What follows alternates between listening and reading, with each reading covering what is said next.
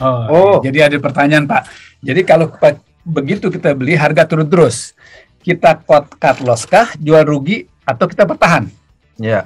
Nah, Oke, ini mungkin analisis itu yang bisa dibutuhkan. Gitu. Iya, betul, Nah, betul. oke. Gimana, Jadi Pak? berarti ini kita ambil kesimpulan dulu ya, bahwa ini perilakunya adalah trading ya, bukan investasi ya. Ya. Kalau investasi biasanya nggak berbicara soal cut loss kan ya. Ya. Bicaranya ditahan karena memang jangka waktunya panjang. Gitu. Ya.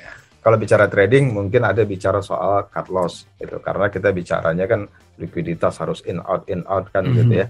Jadi kalau nggak sesuai baru kita misalnya masuk posisi terus tidak sesuai pergerakannya, kita dihadapkan sama apakah kita mempertahankan posisi atau kita cut loss. Nah, oke, ini sebenarnya pertanyaannya ke arah tradingnya ya, bukan ke arah analisa teknikal. Tapi coba kita jawabnya dari sisi analisa teknikal. Artinya gini, karena kita ambil salah satu definisi dari analisa teknikal ya, Barbara Rockefeller.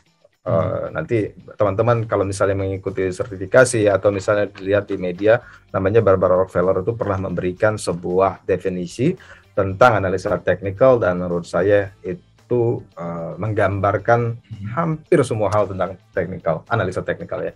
Jadi berbicaranya dari sisi tren, kemudian profit potensialnya, kemudian soal pengelolaan risiko. Nah, jadi ada bobot tambahan di situ. Sebenarnya memang analisa teknikal itu berbicara selain soal potensi pergerakan mengarah kemana, tentu karena berbicara potensinya di sana, tentu ada potensi berbalik kan ya, dan di situ ada cara kita mengidentifikasikan dengan jelas. Jadi kalau misalnya berbalik sekian, kita harus, karena udah berubah view berarti kita katakanlah seperti ini ya.